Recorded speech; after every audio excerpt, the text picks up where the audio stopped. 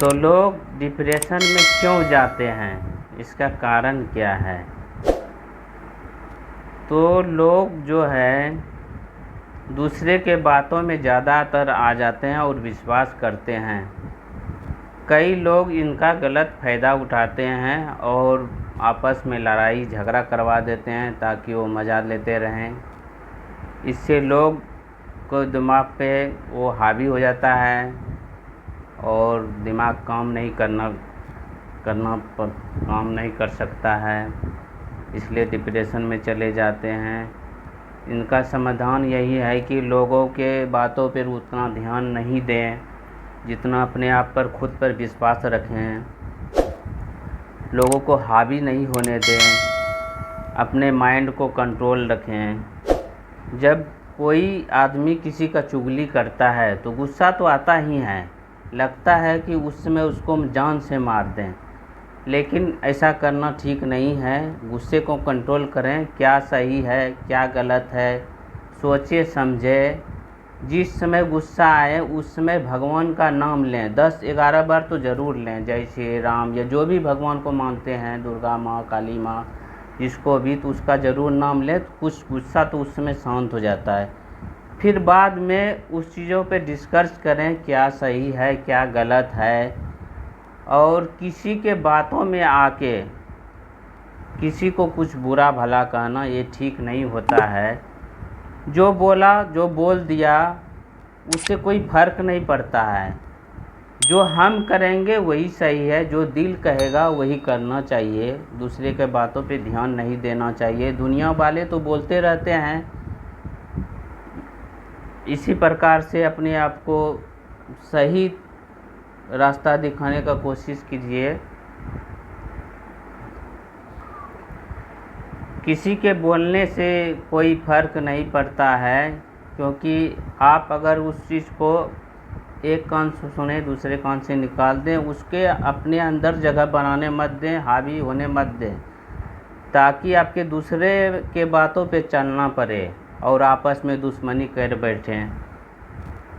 तो इस सब बातों को नज़र करके अपने ज़िंदगी में अपने फैमिली में मस्त रहें, आनंद से सही से ज़िंदगी जिएं और दूसरे के बातों का उतना ध्यान नहीं दें।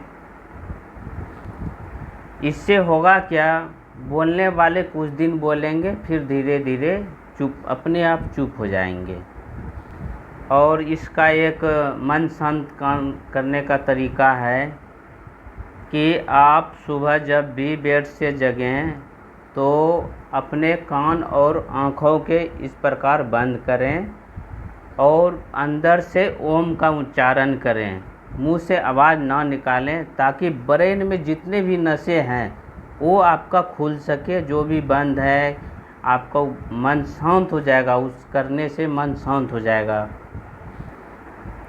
जो लोग बाहर रहते हैं, बाहर काम करते हैं, उसके पास तो उतना टाइम नहीं होता है कि दूसरे का बुराई करें चुगली करें।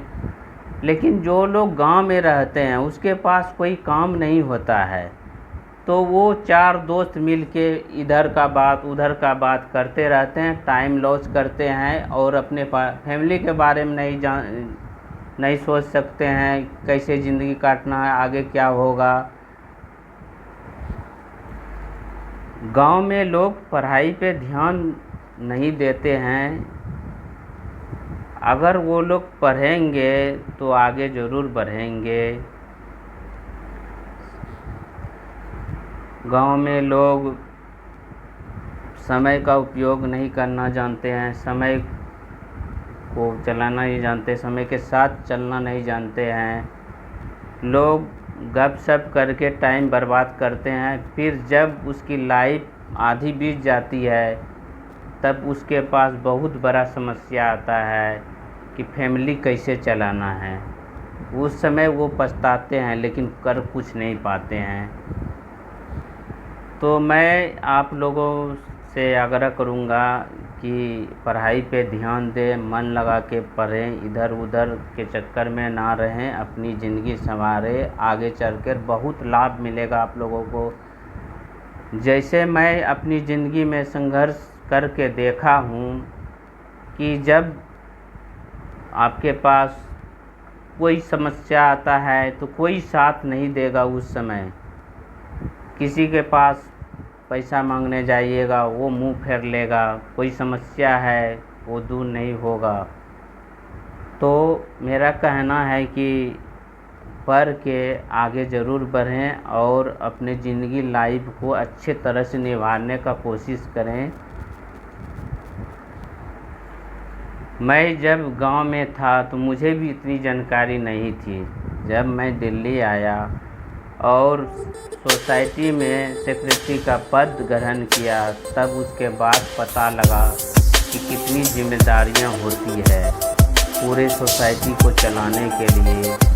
क्या क्या काम करवाना है, नहीं करवाना है, कैसे होगा, कौन सी समस्या कहाँ हो गई, कब किससे बात करेंगे। बहुत सारी अन्य समस्या है जो सामना करना पड़ता है।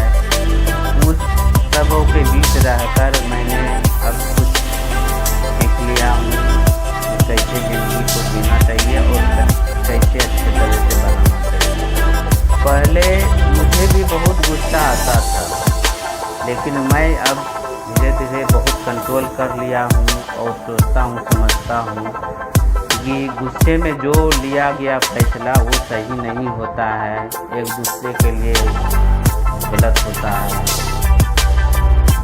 अगर गुस्सा आ भी रहा है कुछ देर के लिए, उस समय के लिए वहाँ से हट जाएं ताकि आपका मन शांत हो सके और अपने दिल पे उस बातों को ना लगाएं। फैमिली में या गांव समाज में लड़ाइयाँ तो होती रहती है, गाली गलौज तो होती रहती है। ज़िंदगी ही ऐसी भगवान ने बनाई है, ये सब तो आम बात है, लेकिन उतना लेके नहीं चलना चाहिए। मन में हमेशा पॉजिटिव विचार लाएं ताकि आपके जीवन में जो भी कठिनाइयाँ आने वाली बाधा है वो समस्या का समाधान हो सके, आप लड़ सके। अगर आपके मन में निगेटिव थिंकिंग आएगा तो आपका काम भी निगेटिव होगा। अगर आपके मन में पॉजिटिव थिंकिंग होगा तो सबसे पहले जल्दी आपका काम भी होगा। और ज़िंदगी को अच्छा अगर सुलभ बनाना चाहते हैं, फैमिली लाइफ अच्छा जीना चाहते हैं, तो गरीब लोगों का ज़रूर मदद करें जहाँ हो सके। जिस प्रकार से पैसा से या शरीर से सहयोग चाहिए तो उसका ज़रूर मदद कीजिए, ताकि आपके जीवन में भी समस्या आए तो दूसरे लोग भी आपके साथ हो। लेकिन आजकल जो है लोग बहुत स्वार्थी हो गए हैं, सिर्फ अपने बारे में सोचते हैं, दूसरे के बारे में नहीं सोचते हैं। दूसरे को बुरा लगा, क्या लगा, मेरी बातों से कितना असर हुआ, क्या आहत पहुंचा, ये लोग समझना चाहते नहीं हैं।